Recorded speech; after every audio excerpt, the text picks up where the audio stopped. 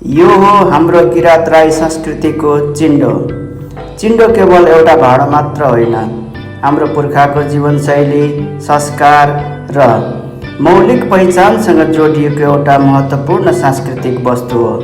किरात राईहरूको मुन्दुमी परम्परा र संस्कारमा चिन्डोको आफ्नै विशेष स्थान रहेको छ।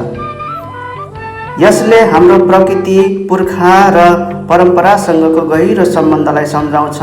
समय बदलिँदै जाँदा यस्ता मौलिक सामग्रीहरू हाम्रो दैनिक जीवनबाट हराउँदै गइरहेका छन्, तर यी वस्तुभित्र हाम्रो इतिहास र पुर्खाको ज्ञान लुकेको हुन्छ।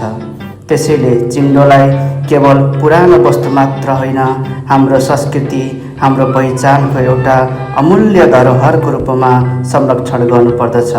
हाम्रो संस्कृति, हाम्रो गौरव, हाम्रो पहिचान। जय किरात।